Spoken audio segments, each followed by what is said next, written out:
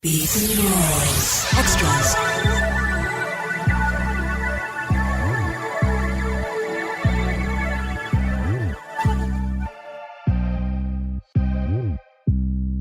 Beats and Balls. Extras.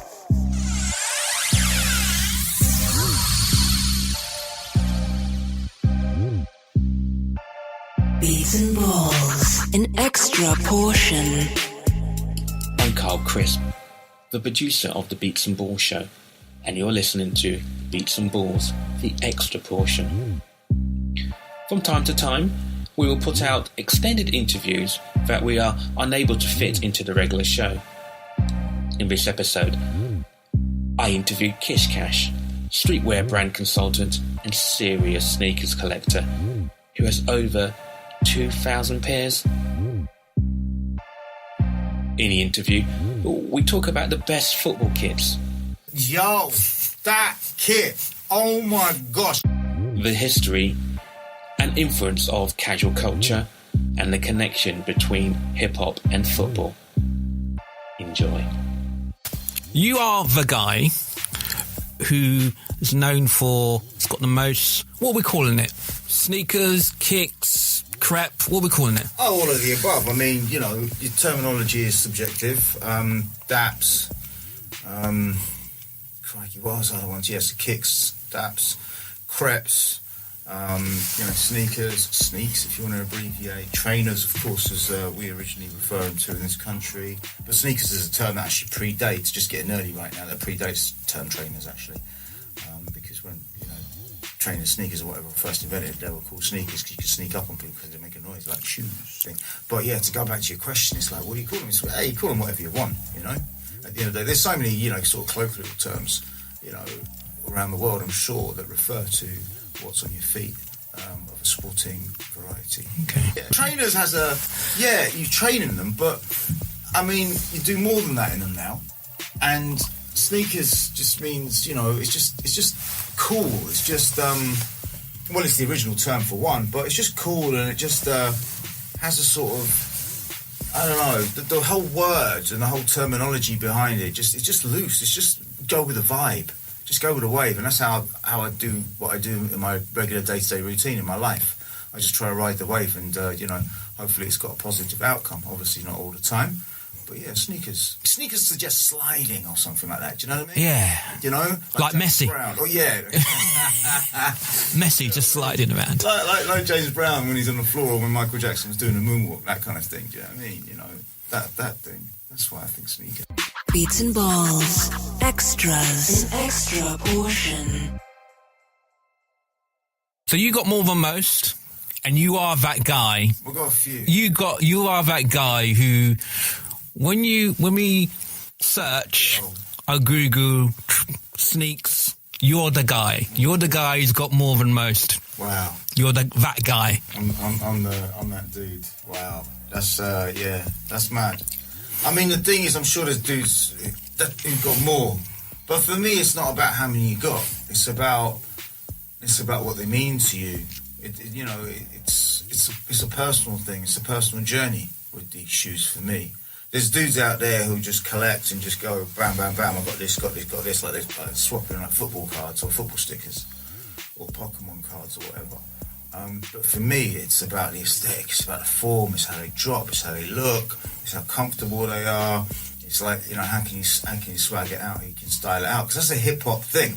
And it's also a football casual thing as well, in a certain respect, but hip-hop really took it into that realm of, these have got to drop hard and got to drop heavy, I think we can credit, sneakers have been around, we see some fantastic shots, like Jamal Shabazz did, or George Dubois, or Henry Chalfont and Martha Cooper, and all them people did, of people wearing sneakers, but it was more like a study of the time, really, without it being a deliberate study of the time in New York, shall we say. Basketball wasn't a thing over here, so when you went to those shoe shops, tennis was a massive look, right? So when you looked back then, you had your tennis shoes in there, and I was an astronaut. Borgs. Yeah, your Borgs. The Adoras, yeah. That's exactly it. your McEnroes and your G Velas, your Puma G Velas, which was one of my first shoes, and things like that, right? And then you had your running shoes, you know, which there was loads of them. Adidas, obviously, at the time being the number one. So it was, yeah, I mean, you know, you had your tennis look, you know, because, I mean, when you think about it, the sporting superstars of the 70s and the 80s was tennis, right? Because tennis ruled. Do you know what I mean? Because it was like that aspirational sport. It was that sort of upper middle class to upper class sport, right? Really, do you know what I mean? And what they were doing on, you know, they were just characters. They were larger than life. Do you know what I mean? And they were living these rock star lifestyles. Do you know what I mean? You know, and yeah, it was kind of mad. But they looked steezy as well. You know, when you had Borg in his Fila outfit. You know what I'm saying? He do look money. Later on, he was a Diodora. But then McEnroe with his Nike, do you know what I mean? And things like that. And Jimmy Connors with whatever he was wearing at the time, and things like that. This was big. It was on national TV. Wimbledon was a massive thing, you know, every summer. I mean, I remember everyone, you know, the whole thing about that. And some of the early b-boy shoes were tennis shoes. In New York, they loved it. Do you know what I mean? You know, and the thing is, it was that and basketball, and over here it was football and tennis. Beats and balls, extras, an extra portion. You consult from numerous brands. You are the guy when it comes to the sneakers. Humbled. So, hip hop culture, street culture, how is it continuing to influence football? From you see all these trends, you see everything. The thing is, right, you chat to a lot of the players. What's the music they're listening to? Who are they hanging out with? You know? Who are you hanging out with on the player side? Oh, I ain't hanging out with anyone on the player side. But I met Rio Ferdinand, right? And we follow each other on Instagram. He's a G. Do you know what I mean? He's a proper G. He's been through a lot. And I've got to respect how he is and what an ambassador he is for the game. But what he's as an ambassador for, you know, culture in general. And Ian Wright started following me on Instagram the other day. I don't know why, but I followed him back. You're the guy. I guess football and is just and hip hop are cultures that are linked, because the thing is, it's about the people. When you think about it, hip hop is the music of the street. Football is the sport of the street. So when you've got that connection right there, you know, we're talking working class, you know, we're talking impoverished roots up, you know. Beats and balls, extras, an extra portion. I'm talking about the apparel of sports marketing companies. Yeah. It's changed. It ain't like the tennis stuff. Excuse me? It ain't like the old school tennis stuff. It's like... Yeah, but there's some stuff that I can't wear, right? I'm looking at some of them jeggings and things like that. I'm going, nah. I saw some attempts at like trying to make a sort of life. The thing about football and what's worn on the pitch and how does that translate into what's worn in everyday life is a bit of a problem, because football is played in boots, which have, you know, your blades, studs or whatever, and then you try to do sort of like a road version, as it were. The only ones that really work are like your Gazelles and your Sambas and all that kind of thing, really, I feel. There have been a few attempts. Nike did some stuff with a Magista and that kind of thing, and Mercurial, which was interesting. I mean, certain people could get away with it, I guess, but... and you can't... unless you're 10, you ain't walking around in full kit. Nah. That's not the look. Nah, not at all. So the only other way around it is, you know, is to wear apparel that, I guess, highlights what your team is. Do you know what I mean? So in a similar respect to how you got baseball hats like what I'm wearing here, right? Now you get ones with football teams on them. So Manchester United, their headwear is by New Era, which is the number one hat company for sporting teams in the world. It's the official MLB hat, as worn on the field of baseball in America, and I think in Japan, and maybe even Mexico. So, you know, now you got Man U going there and getting their headwear done by that. So there's that as well. And we all know that baseball hats and hip-hop is so linked as well. Right? It's a uniform. It's a uniform. Exactly. The top five selling shirts and replica kits and apparel only comes from like 5 teams. Yeah. Right? So let's play sort of game. I want you to rank them.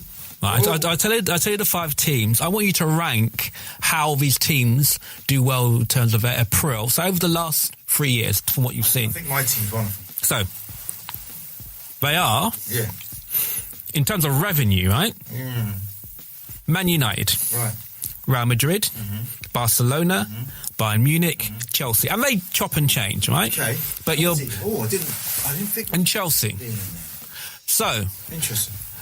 from what you see from their apparel and their marketing, in which order would you put it?